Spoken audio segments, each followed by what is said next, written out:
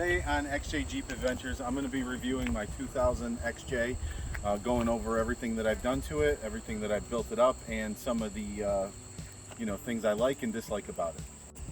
Today on XJ Jeep Adventures, I'm going to be reviewing my 2000 Jeep Cherokee XJ in Fern Green. This was an all-original vehicle when I got it, and basically I've done everything to it that we're going to review today. My goal was to keep it as like Jeep built it, right? Original looking. I wanted to retain the front end, but I still wanted it capable off-road. So we'll go over that today. I did a lift, did wheels and tires, rock slider. I did a few things in the back and also on the roof. So in the front of the Jeep, what I did was I wanted to keep the original Jeep look. With the XJs have this unique grille and the bumper and the bumper sides and everything, so I wanted to keep it original. Now, the thing that I did need on the front of it to be able to go off-roading and do things like that, and recovery gear, is a winch. I didn't want to do one of those aftermarket bumpers, so what I did was I got a hitch, a front hitch mount, which they make for this vehicle, and my winch slides right in. I also have the cable run here. Other things I've done to upgrade the front end is fog lights and LED lights inside to replace the factory headlights. So as far as lifting the Jeep, what I ended up going with was a 4.5-inch lift from Rough Country. After doing some research, I kind of landed on it because it was affordable, yet gave me everything that I needed to just lift it up off the ground a little bit to be able to go onto those rough trails that, stock I was going to have some difficulty. So I got Rough Country. The kit came with Rough Country shocks, coil springs in the front, and also in the back it was leaf springs and sway bar disconnects, all the parts that you needed to drop your transfer case and things like that. So it was a fairly easy installation. Obviously I had a shop do it and they did a great job. When deciding on wheels and tires, my ultimate goal was not to cut into the fender. So I ended up going with these Bfgoodrich mud terrain TA tires, 31, 10, 50, 15s on 15-inch American racing wheels. They hold up very well. They've been pretty good in all-terrain, haven't had any issues with them. And the only modification I had to do to the vehicle itself is just trim up the corner of the bumper there. It's very unnoticeable, so I'm happy with the results. Everyone who has an XJ knows that the rockers are either perfect or dust. In this case, they're perfect, so I wanted to keep them that way, and off-roading was always a concern. So I ended up going with the rock hard rock sliders from Quadratec. They mount to the frame as well as the pinch weld. They're very durable, very strong. You can definitely stand on them, and they hold up. Been holding up very well. As far as the roof goes on the Jeep, I kept it original. I do plan on getting a roof rack. Just kind of looking at other options right now, so I haven't picked one yet. On top of the roof, I do have traction boards and a shovel mounted. They have these ties. They're like oversized bread ties. They work very well.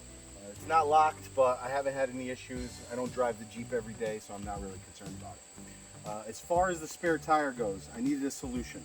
The 31 is very large, and it took up a lot of space in the back of the Jeep. So I ended up going with this, after doing research, rigged, made a really nice, strong tire carrier that was exactly what I wanted, not too high, not too low, and it worked very well for what I did. So I ordered it. It's got a release here handle, which is very easy to use, and it has a secondary release here, which is a pin, and then it slides all the way open, getting away from the Jeep, giving you plenty of access to the trunk area. They also have a rig, doesn't make it, but it's an aftermarket, and it's a table that goes and it's bolted here, which allows you to set up stuff, and it's really a good idea, which I do plan on getting in the future. It's mounted to your trailer hitch. which I upgraded in the back again. I put the trailer hitch in the back, and I have this D-ring here for an extraction point if I need to get out. The other thing I did to the back of the Jeep was I put a shield for the gas tank. So that's protected because on these, everybody knows, they are plastic.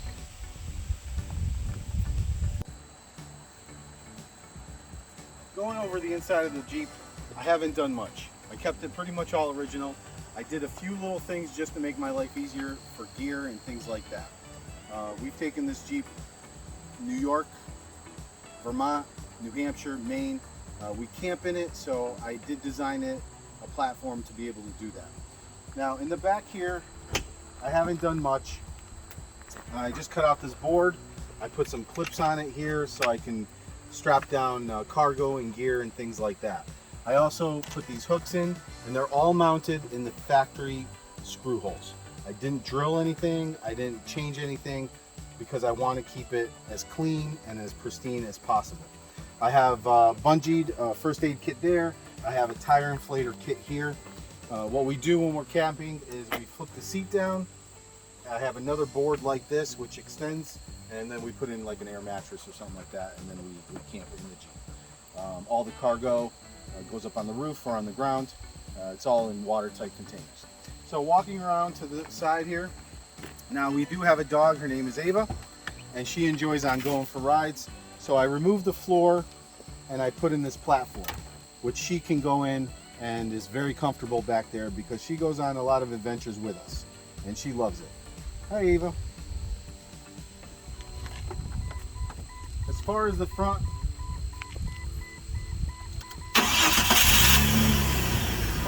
goes, again, all original. If you go in there and check it out, the odometer, the cluster, the dash, all original, very clean. And yes, this Jeep does go in the woods.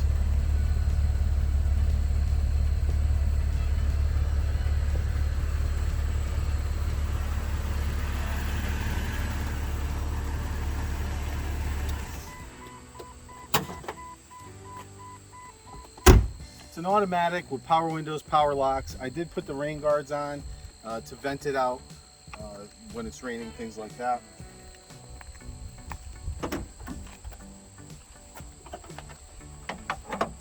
We just got back from a Maine trip. It took me a whole day to clean this Jeep because up in Maine, the dirt roads, if it hasn't rained, is a dust storm. There was dust everywhere, and I'm pretty sure it's still falling out of it now. But I've gone through, in the engine compartment, it's all original. All I did was I upgraded it with this cold air intake, which works very well. It seals to the top of the engine compartment here. I added 2 external fans right here. And basically when you're going off-road, everybody knows these Jeeps tend to overheat a little bit. So that's just an extra safety measure. Interstate battery, I added this fuse box here for the accessories. So for the fog lights, for a couple other things that I got going on inside. So I added this fuse box so I didn't have to tap into the wires. The winch does have its own switch, so when I am using it, it's on. When I'm not using it, it's off, just to avoid any issues with the wiring over there. Now, I did do a MSD coil pack system just because it was sputtering a little bit. New plugs on it. There's a new AC compressor. We did new water pump, new alternator, new pulley.